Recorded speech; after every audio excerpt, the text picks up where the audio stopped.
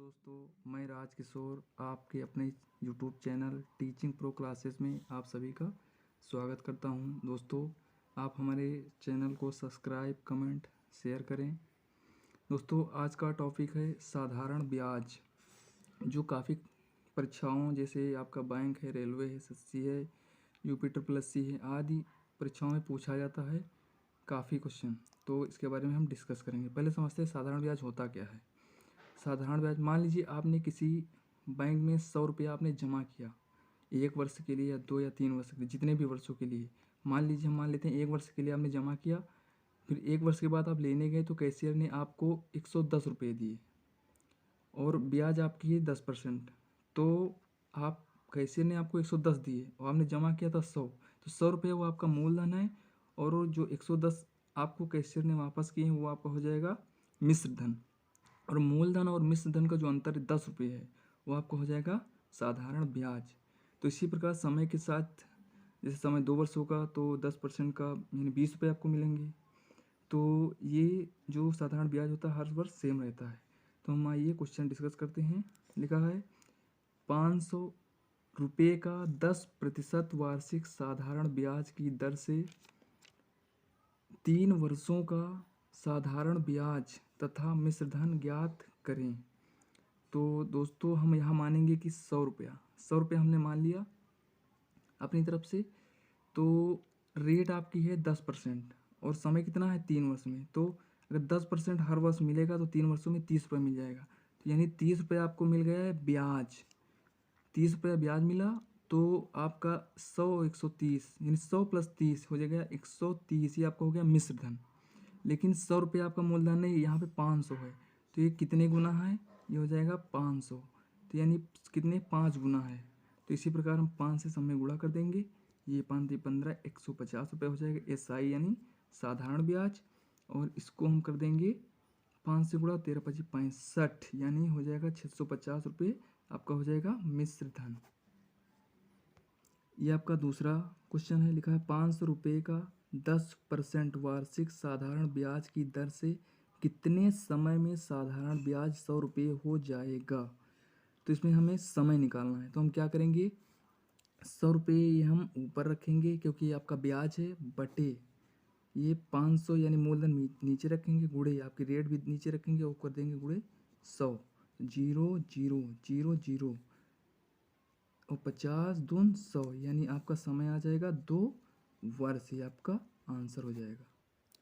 दोस्तों, ये आपका तीसरा क्वेश्चन लिखा साधारण ब्याज की किस दर से 600 रुपये का 10 वर्ष का साधारण ब्याज 120 रुपये हो जाएगा।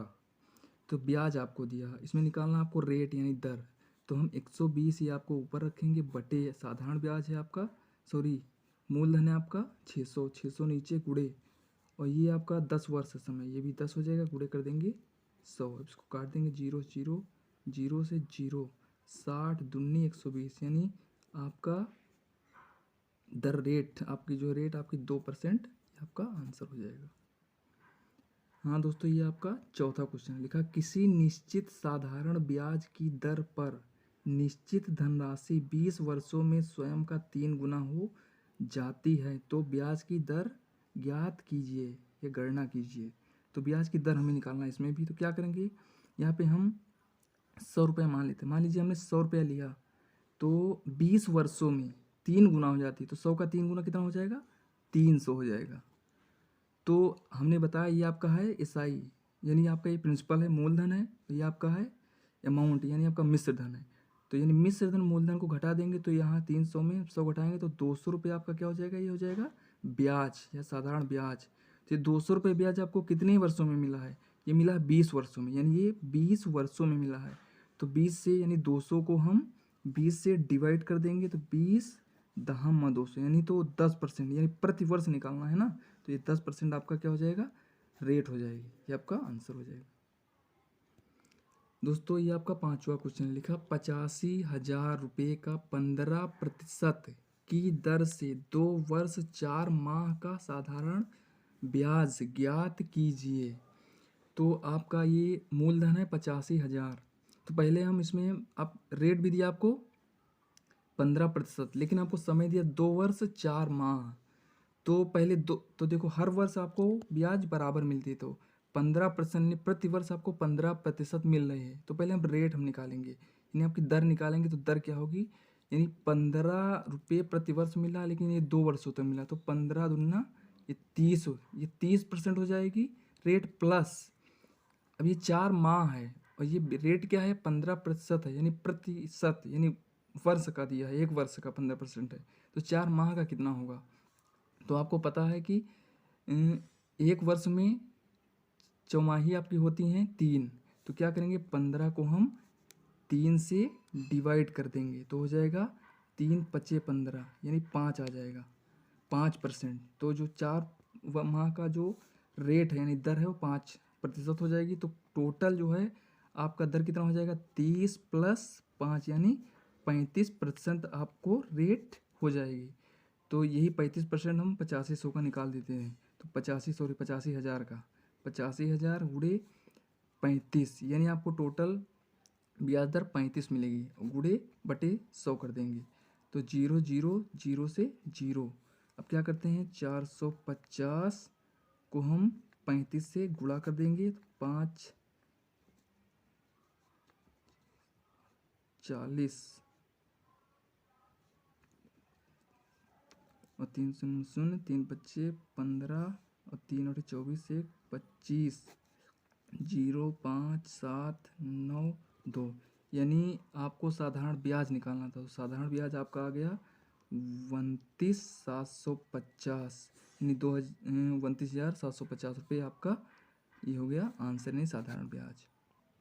हेलो दोस्तों, ये आपका छठा क्वेश्चन लिखा, मोहन ने रमेश को 6% प्रतिवर्ष साधारण ब्याज की दर पर इस तरह से उधार दिया है कि हर साल के अंत के बाद ब्याज की दर 0.5% बढ़ जाती है।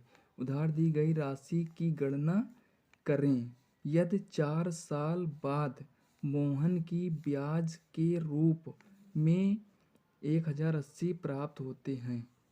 तो दोस्तों इस सवाल में कैसे हल करेंगे देखते हैं। यानी आपकी रेट क्या है 6%, तो हम पहले टोटल रेट निकालेंगे, क्योंकि हर वर्ष क्या है 0.5% बढ़ रहा है, और कितने साल तक, 4 वर्ष तक, यानी हर वर्ष के अंत में।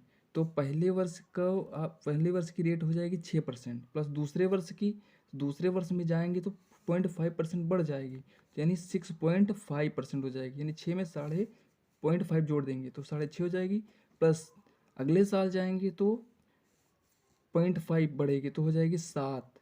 इसी प्रकार अगले साल जाएंगे तो 7 में 0.5 फिर बढ़ जाएगी तो 7.5 हो जाएगी।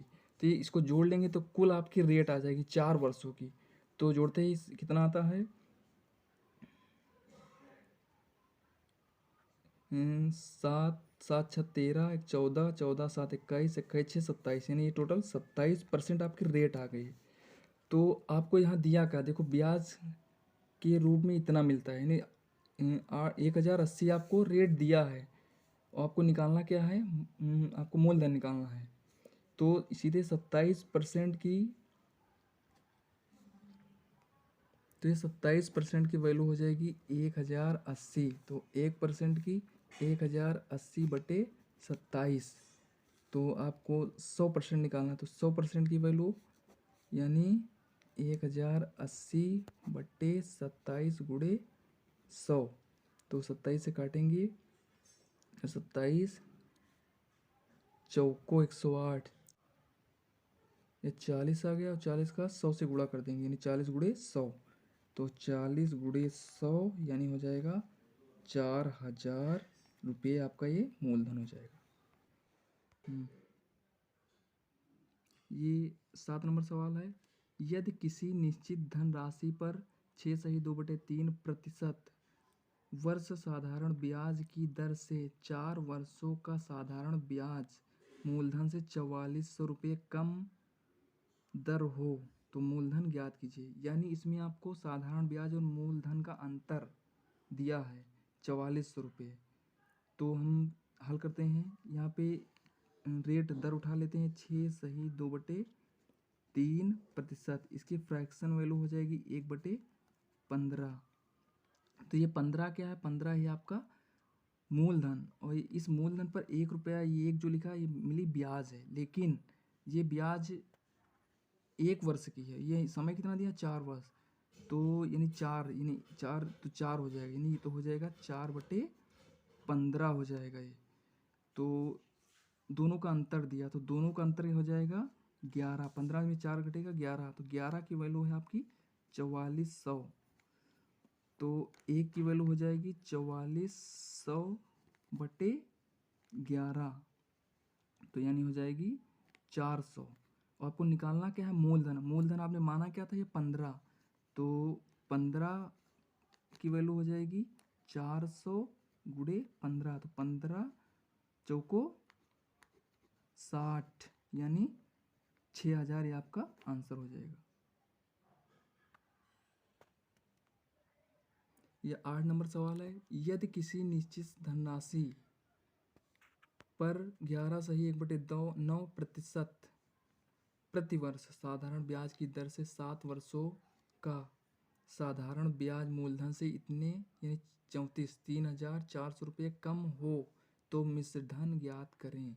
तो आइए इसको हल करते हैं। पहले हम 11 सही 1/9% उठा लेंगे। इसकी फ्रैक्शन वैल्यू हो जाएगी 1/9। तो ये 9 क्या है, ये आपका 9 है मूलधन, और ये आपकी 1 क्या है, ब्याज।